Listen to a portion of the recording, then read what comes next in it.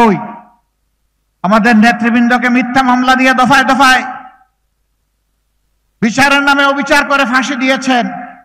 কেউ তো এই দেশ থেকে পালানোর চেষ্টা করেন নাই। জনাব মীর কাসেম আলী, তিনি তো আমেরিকায় ছিলেন। তার পরিবারের সদস্যরা, তার কোনো শুভাকাঙ্ক্ষীরা বলেছিল, don't come back to Bangladesh, বাংলাদেশে ফিরে আসবেন না এখন। তিনি বলেছিলেন কেন? বলেছে যেমন করে আপনার সমতুল্য অথবা সিনিয়র নেতৃবৃন্দকে তার জুলুম নির্যাতন করছে, আপনাকেও ছাড় দিবে না। তিনি বলেছিলেন, আমি বাংলার মাটির সন্তান, আমার আল্লাহ আমার দেশে পয়দা করেছেন, আমি বাংলাদেশে ফিরে যাব, আমি আদালতে মোকাবেলা করব, কাঠগড়ায় দাঁড়িয়ে বলবো আমার বিরুদ্ধে আনিত অভিযোগ মিথ্যা। তিনি জেনে শুনে ফাঁসির রশি তার গলায় ঝুলতে পারে এইটা জেনেও তিনি যেহেতু নিষ্কলুষ ছিলেন, নিরপরাধ ছিলেন, তার দুঃসাহস এবং সৎসাহস ছিল। তিনি দেশকে ভালোবাসতেন, তিনি দেশকে বদলানোর, যুবকদের হাতে হাতে কাজ তুলে দেওয়ার তিনি ছিলেন এক মহাকারিগর। তাই মৃত্যু জেনেও তিনি দেশে এসেছিলেন। আপনারা পালিয়ে গেলেন কেন? আর গেলেন তো গেলেন, শেষ পর্যন্ত কলা পাতায় ঘুমাইলেন। কোন দরকার ছিল?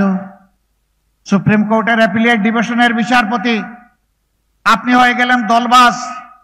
এক একজন নেতার বিরুদ্ধে ফাঁসির এক একটা অর্ডার দেন, আর ওই রাত্রেই গিয়ে ট্যাক্সুতে গাল ফুলিয়ে ফুলিয়ে পেছিয়ে পেছিয়ে কথা বলেন। আল্লাহ জালিমদেরকে ছাড় দেন, কিন্তু ছেড়ে দেন না। সিলেট সীমান্ত দিয়ে বিচারপতি মানিক সাহেব পালাতে গিয়েছিলেন, কিন্তু আল্লাহর ইচ্ছা তিনি জনগণের জালে ধরা পড়ে গেছেন। তাকে যখন জনগণ জিজ্ঞেস করেছে আপনি কে গো, তিনি বলেছেন আমি শামসুদ্দিন চৌধুরী। লোকদের স্মরণ হয়ে গেছে, জিজ্ঞেস করছে আপনি কি স্যার সেই কালো মানিক? ভাই, কালো ধলো সব আল্লাহর দান, কিন্তু এই লোকটার চরিত্র ছিল কালো।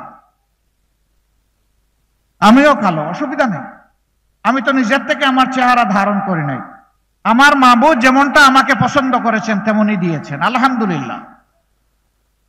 কালো মানুষগুলো আল্লাহর সৃষ্টি, সাদা মানুষগুলো আল্লাহর সৃষ্টি, বাদামি মানুষগুলো আল্লাহর সৃষ্টি।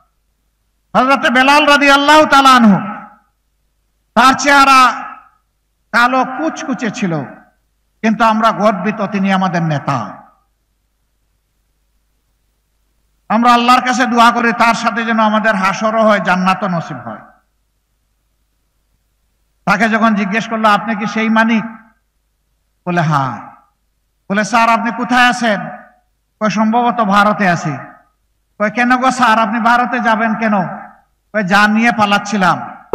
ওরা বলে না গো শোনা, আপনি ভারতে যেতে পারেন নাই, আপনি বাংলাদেশের জালে বন্দী হয়ে গেছে। এখন আপনি কোথায় আছেন জানেন? কই তা জানি না। কই যে এই দেখেন আপনি কলা পাতার উপর শুয়ে আছেন। বলে হ্যাঁ, তাইলে আমার ব্যাগ গেল কোথায়? কয় কিসের ব্যাগ? বলে টাকার ব্যাগ। কত টাকা ছিল? ৭৬ লক্ষ টাকা। কেন আপনি এটা নিছিলেন? কয় পালাতে গিয়ে আমার তো ওখানে খাওয়া দাওয়া করা লাগবে, এই জন্য নিচ্ছিলাম। কে নিয়ে আসলো আপনাকে এইখানে? বলে যে ভারতের কিছু লোক। কয় যে তারা আপনাকে এইখানে ফেলে মানিক নিয়ে চলে গেছে। প্রিয় ভাইরা, কেন এই অবস্থা কেন হয়েছিল? কারণ তারা জানে নিরীহ মানুষগুলোকে ঠান্ডা মাথায় তারা খুন করেছে। আমরা প্রত্যেকটা হত্যাকাণ্ডের বিচার চাই। শেষ পর্যন্ত জুলাই আন্দোলনে যাদেরকে নির্মমভাবে হত্যা করা হয়েছে, আমরা সেই হত্যাকাণ্ডের দৃশ্যমান বিচার দেখতে চাই। কথা একেবারেই সাফ। ওই বিচার আর প্রয়োজনীয় সংস্কারের আগে কোনো ইলেকশন বাংলাদেশের জনগণ দেখতে চায় না।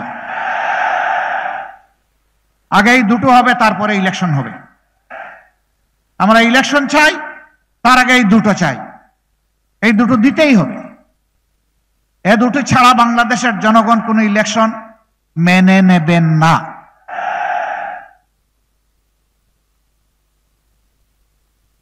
বিচার ছাড়া যদি ইলেকশন হয়, ভবিষ্যতে যারা ক্ষমতায় আসবে তারা এর চাইতে বড় খুনি হওয়ার আশঙ্কা আছে।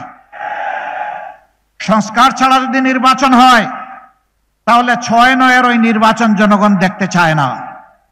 আর দামি ইলেকশন, নিশিরাতের ইলেকশন আর কুকুর বিড়াল মার্কা ইলেকশন জনগণ দেখতে চায় না। বেশি শক্তির ইলেকশন দেখতে চায় না। কালো টাকার প্রভাবযুক্ত ইলেকশন দেখতে চায় না। বেশি শক্তি এবং কালো টাকার প্রভাব মুক্ত ইলেকশন দেখতে চায়।